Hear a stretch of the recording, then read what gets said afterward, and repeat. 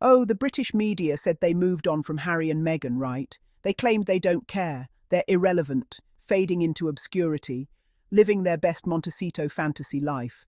And yet, every time the Sussexes step outside to breathe, someone's got a camera pointed at them like it's a royal safari. Apparently, Halloween isn't safe from paparazzi madness either. Meghan Sussex and Prince Harry went trick-or-treating with their own children in Santa Barbara, and the British media lost their collective minds. According to Page 6 and every other tabloid that pretends to be just reporting, the Sussex family had a rare outing. Meghan and Harry out with little Prince Archie, who's now 6, and Princess Lilibet, 4, enjoying Halloween like normal kids. Costumes, candy, laughter, the stuff regular parents do when they're not busy dodging paparazzi in the bushes. And guess what? That simple family outing turned into a full-blown media event. Cameras were there, sources were there, witnesses, because apparently Santa Barbara has become the new Downing Street. Reporters described it like they'd just spotted Bigfoot in a tiara. Harry and Meghan were seen walking through the neighbourhood with their children. Oh my goodness, stop the presses. They're walking with their kids on Halloween. It's giving nosy neighbour energy. Like, what's next? Aerial shots of Meghan buying groceries. Oh wait, that already happened. Next thing you know, someone will write a 2,000-word op-ed analysing what brand of candy Meghan handed out. The obsession is that deep. Here's where it gets uncomfortable. This isn't coverage, this is stalking with a headline. Because we know for a fact that Montecito's already crawling with paparazzi. Journalists literally patrol the area hoping to get a glimpse of Meghan and Harry. Some even rent houses nearby so they can catch a picture of them at the farmer's market or walking their dogs. And now, the media want to act like this was a cute little sighting. No, darling, it's not a sighting. It's surveillance. This is how they've turned two parents and their toddlers into public property. They say, oh, it's public interest? No, it's not public interest. It's obsession disguised as journalism. And let's be honest, this obsession isn't about Halloween, or pumpkin patches, or Meghan's boots. It's about control. They lost control of the Sussexes the day they stepped down, and now the press is desperate to remind them, we can still find you, we still own your image. Creepy, right? And this is exactly what Harry warned about years ago, the cycle of intrusion, harassment, and then feigned innocence. The same pattern that destroyed his mother's peace, and now, decades later, they're aiming their cameras at his little family. It's almost poetic, if it weren't so disturbing. Here's the real kicker. When William and Kate dress up and take their kids out, the press writes fairy tale headlines. Adorable, relatable, just like us. But when Meghan and Harry take their kids out, it's suddenly rare sighting, shock outing. The family emerges. Emerges from what exactly? Their own home. Heaven forbid they walk on public sidewalks like the rest of humanity. You see the hypocrisy? The royals in Britain are charming. The Sussexes in California are suspicious. It's like the same action, going out with your children, gets two completely different treatments based on which side of the ocean you're on. And the funniest part? These are the same British outlets that swear they've moved on. Oh, we don't cover Harry and Meghan anymore. Meanwhile, they're refreshing Page 6 and the Daily Mail every 5 minutes, hoping for a blurry photo of Archie's shoelace.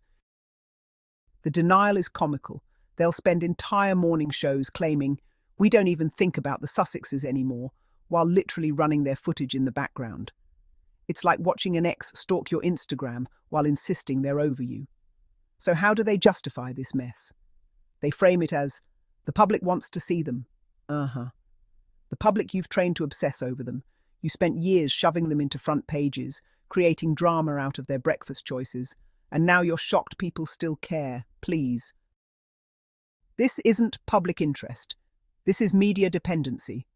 They need the Sussexes to stay relevant because the palace isn't giving them enough drama to sell papers. The monarchy's storyline is flat.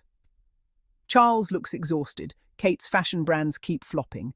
William is allergic to charisma. And the only people giving them clicks are the ones who escaped. So yes, they're desperate. The Sussexes have become the royal content farm. And every photo, Every whisper, every trick or treat becomes a goldmine for the tabloids. They don't need permission. They just need a shadow of Meghan's hair in the corner of a photo to spin 24 hours of coverage. But what I love about Meghan and Harry is how unbothered they are. They're not feeding the press, not performing for cameras. They're just living, parenting, building their projects. They didn't post the Halloween photos, didn't alert the press. They were simply out with their kids. It's not their fault the paparazzi can't mind their business. It's not their fault the tabloids are allergic to boundaries. And it's definitely not their fault the British press still treats them like property. They said they wanted privacy, not invisibility. Privacy means the right to choose what parts of their life are public, and that's exactly what they're doing. Here's the sad irony. The same media that chased Harry's mother through tunnels and called it coverage is now circling his family like vultures with iPhones. You'd think they'd have learned something. But no, the tabloids never evolve. They just rebrand their cruelty as curiosity. And honestly, that's why the Sussexes left. Because no matter how many times they say we're done, the British press always finds a new angle, a new insult, or a new excuse to hover around their lives. This story isn't about Meghan and Harry walking around with candy buckets. It's about how deeply the media refuses to let them exist in peace. They could move to Mars, and some tabloid would still run exclusive photos of them collecting moon rocks. It's not that the Sussexes crave attention. It's that the media can't survive without theirs.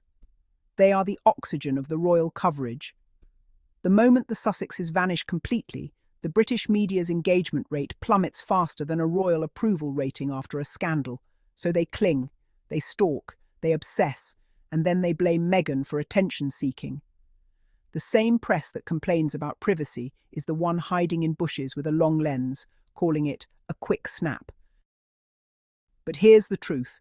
No matter what they do, Meghan Sussex always handles it with grace. She doesn't clap back, she doesn't whine, she doesn't engage. She lets the work speak for itself, her charity projects, her brand, her advocacy, and her family. That quiet strength drives the media insane because they can't control the narrative anymore. Harry, too. You can tell he's over it. He's protecting his family the way his mother was never protected. Every time he smiles in a photo with his kids, that's a small victory. A reminder that despite all the noise, he found peace. So when the tabloids try to twist a Halloween stroll into a scandal, all they're really doing is proving that the Sussexes are still the most magnetic couple in modern royal history, even when they're not trying to be. So the next time you see one of those rare sighting headlines, just remember, that's not journalism. That's fixation, dressed up in a byline. Harry and Meghan aren't the problem. The problem is a media so obsessed it can't tell the difference between reporting and stalking. And that, my friends, is the real Halloween horror story.